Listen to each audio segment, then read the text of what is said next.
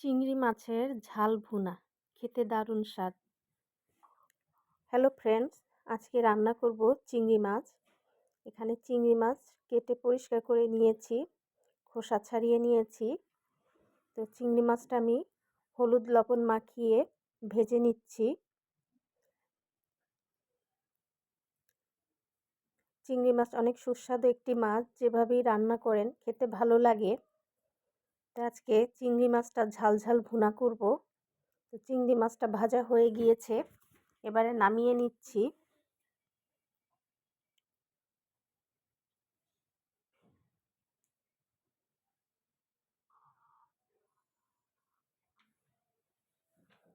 এবারে কড়াইয়ে তেল দিয়ে দিচ্ছি পেঁয়াজ বাটা,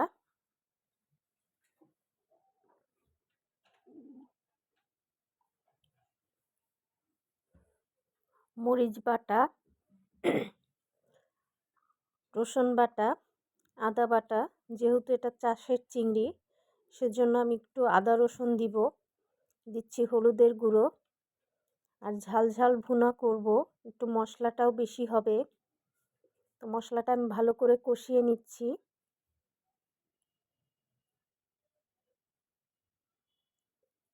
মশলাটা ভালো মতো কষিয়ে নিব। একটু পানি দিয়ে দিচ্ছি, পানিটা শুকিয়ে গিয়েছিল। পানি দিয়ে আবারও কষিয়ে নিব। আর চিংড়ি মাছ এভাবে ঝাল ঝাল ভুনা খেতে ভালো লাগে। আর শীতের দিন যেহেতু তেল মশলা একটু খাওয়া যেতেই পারে। তো মশলাটা ভালো করে কষাচ্ছি।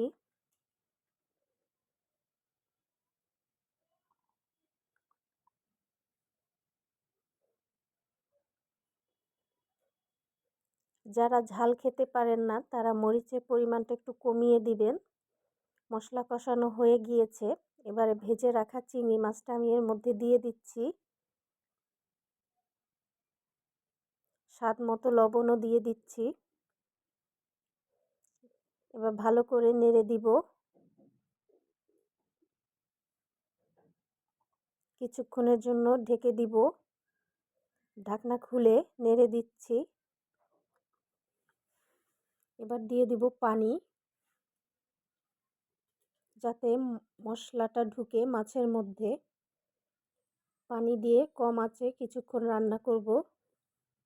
ঢেকে দিচ্ছি। কিছুক্ষণ পরে ঢাকনা খুলে নেড়ে দিব।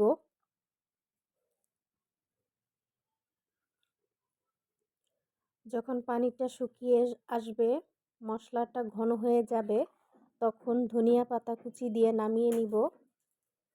তো রান্না হয়ে গেল ঝাল ঝাল করে চিংড়ি মাছের ভুনা।